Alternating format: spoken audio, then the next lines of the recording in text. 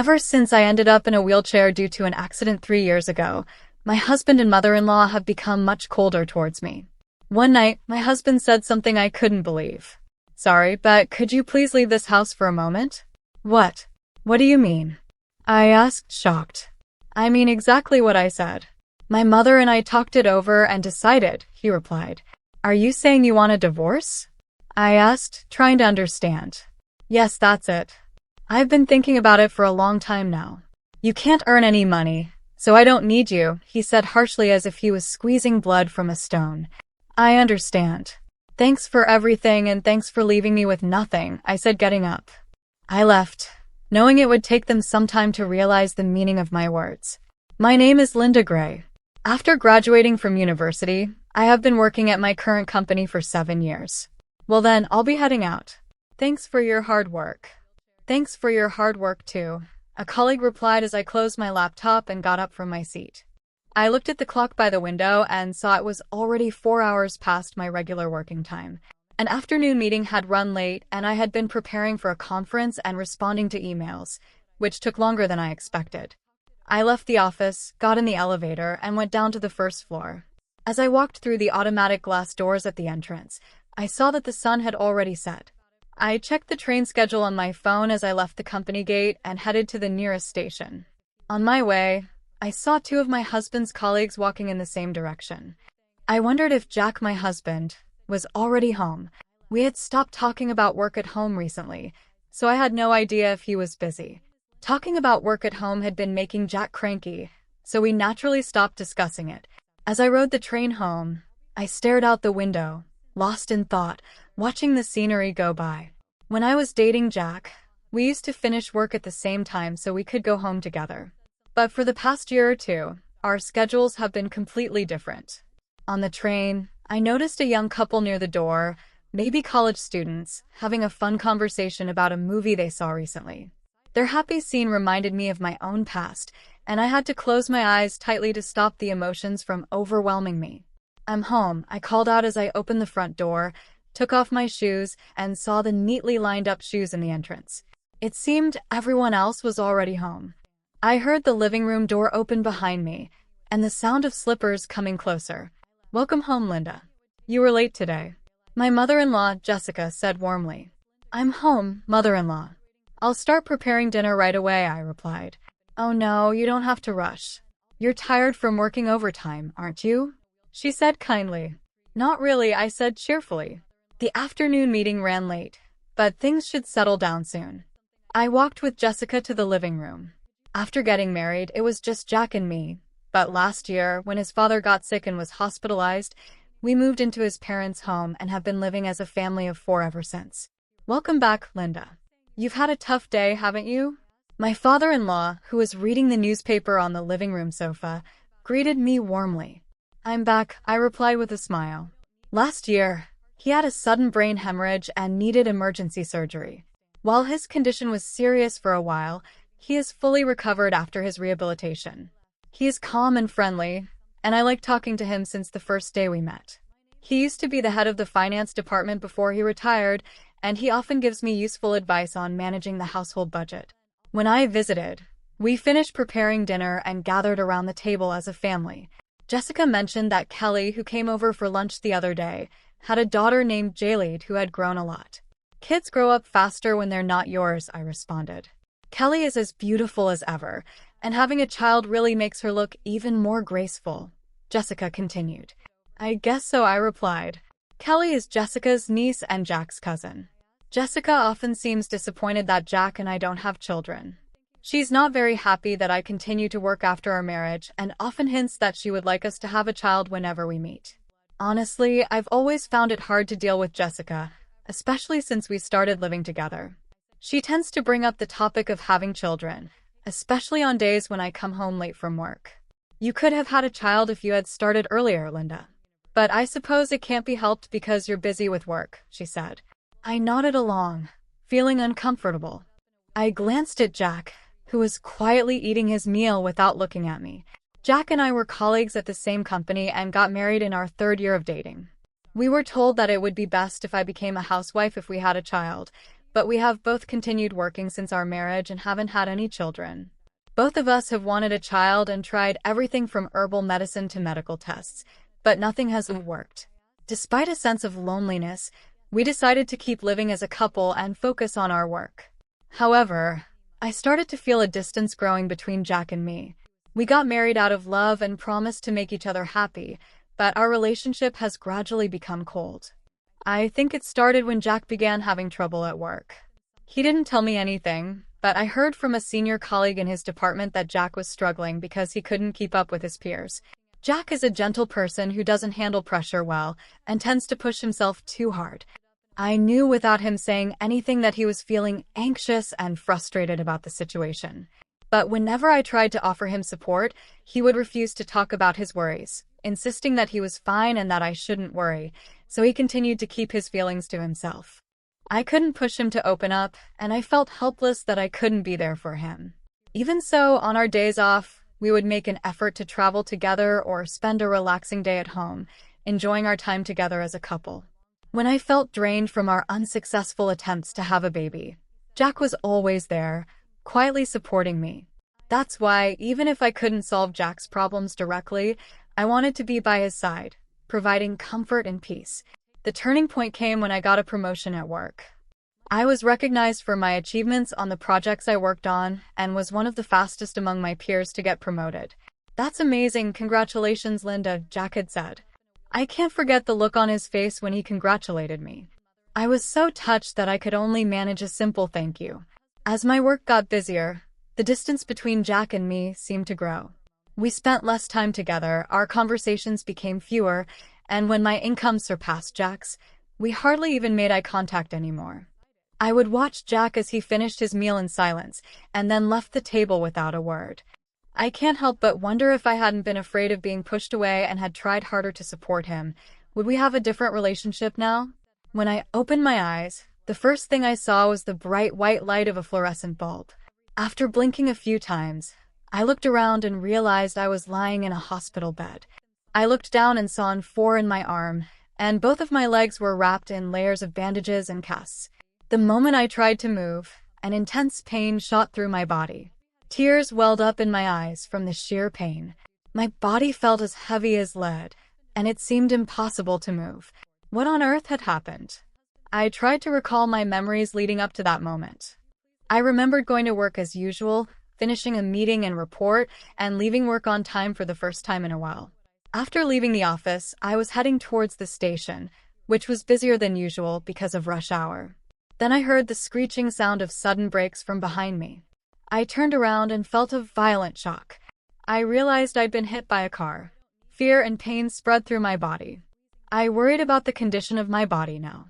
I heard footsteps approaching, and suddenly the curtain around my bed was opened. "Oh, Mrs. Gray, you're awake. But you shouldn't try to get up yet," said a young female nurse in a rushed tone. "I understand you're confused, but your doctor will explain everything shortly. Please stay calm for now." Okay, I replied, and the nurse left in a hurry. A few minutes later, the doctor arrived and explained what happened. Apparently, a truck driven by a sleepy driver crashed onto the sidewalk, and I was hit from behind. I had been rushed to the hospital immediately after the accident, and it had been about half a day since the surgery. "Excuse me, but have you contacted my family?" I asked. "Yes, we have informed your husband and his parents about the accident, and that the surgery went well. However, they seem to be out somewhere and can't come right away," the doctor said. "I see, thank you," I replied. Jack was away on a business trip, and his parents had been on an overseas vacation since last week. From the doctor's tone, I could imagine their reaction to the news. Even though they were out, it didn't sound like they responded as you would expect when being told a loved one has been in an accident. I laughed bitterly, thinking about Jack's reaction. It didn't seem like he would be worried about me. The doctor continued to explain that while there were no life-threatening injuries, the damage to both of my legs was severe. They said the chances of walking again were not good. As I listened, it felt surreal, like they were talking about someone else, not my own body. Jack visited the hospital 4 days after the accident. It was surprising to see his pained expression when he saw me, covered in injuries, lying in the hospital bed. "Sorry," he said, looking genuinely distressed. "I'm late." It's fine, don't worry about it, I replied. I'm sorry for interrupting your business trip. It had been a while since we last talked, and the atmosphere was awkward. Our conversations stalled, and we both avoided eye contact. Jack then excused himself to talk to the doctor, leaving the room. I couldn't bring myself to call out to him and just watched him leave. It's been 2.5 years since the accident. My legs are still disabled from the accident, and I've been confined to a wheelchair. Since the accident happened while I was leaving work, I managed to stay with the company for a while. But it became too hard to continue, so I resigned about 5 months ago. Since then, I've been spending my time at home, but a few things have been bothering me. One thing is Jessica's attitude towards me. It's gotten much harsher than before. Linda, do you have a moment? Yes, of course. I'm about to head out, but could you fold the laundry for me? It's just folding, so you can do it even if you can't move your legs, right? Yes, please be careful on your way out. Well then, please get it done. Ever since I started staying at home, I've been getting more and more snide comments from Jessica. She seems unhappy that her daughter-in-law is at home all day and not working. Now, every time we meet, her requests come with a side of sarcasm. I sighed as I folded the laundry. The other thing that's been on my mind is Jack's job. According to a former colleague, Jack seems to be struggling at work more than ever. He's being outperformed by younger colleagues and subordinates who joined after him. He seems to be viewed as a burden by those around him. He used to keep to himself after coming home from work, but lately he's been taking out his frustrations on me more often. Must be nice, Linda. You don't have to worry about work relationships anymore, and you get to eat without having to work. I heard from Mom that you've been lazing around all day doing nothing. I wish I could have that lifestyle just once. I no longer saw any trace of the kind Jack I once knew. His sarcastic remarks left me feeling sad for the man he had become. One night, he said, I hate to ask this, but could you please leave this house? I was at a loss for words, unable to understand the meaning of his abrupt statement. What? What do you mean? I mean exactly what I said. My mom and I have talked it over and decided. I turned to look at Jessica, who was sitting next to Jack. Linda, ever since you quit your job, you haven't contributed to the living expenses or helped around the house. You've just been staying at home all the time. To be blunt, it's a nuisance for you to stay here any longer, she said. I don't. Don't you think it's rude to live off others without making any contribution to their household? Jessica continued, a triumphant look in her eyes. Jack remained silent, avoiding eye contact with me. Jack has a tough job too. Just because you're married, he doesn't have to support you anymore, she added. I looked at Jack, who was staring down. Jack is asking me to leave. Is this your way of saying you want a divorce? Yeah, that's it. I've been thinking about it for a long time, he replied. So after all this time, you have no feelings left for me. Why would there be? Of course not, Jack said, his words spilling out like a flood. Do you know how miserable I feel every time I see your face?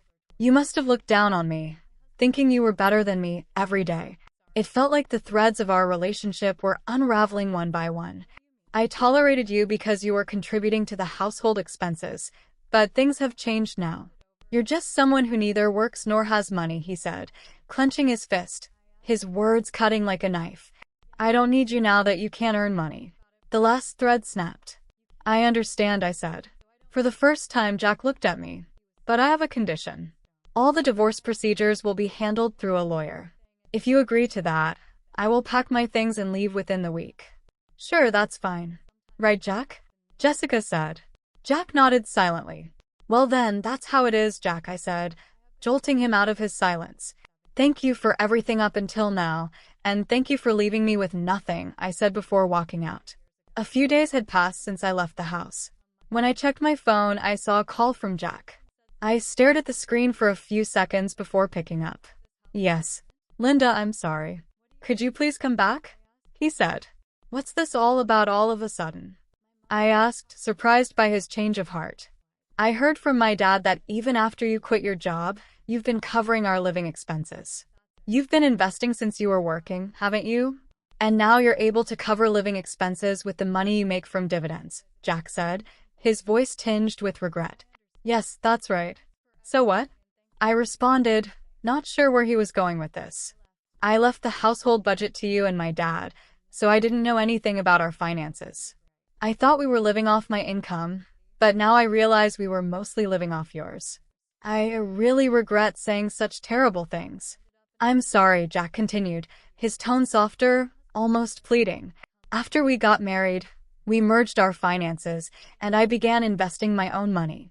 My father-in-law encouraged me to invest, and he was the only one I talked to about financial management and investments. Jack never showed any interest in our finances, leaving it all to his dad and me. So what am I supposed to do if I come back? I asked, trying to keep my voice steady. Well, my dad says that with my income alone, it's impossible to maintain the same standard of living we've had. Besides, I'm not confident that I can keep my current job for much longer.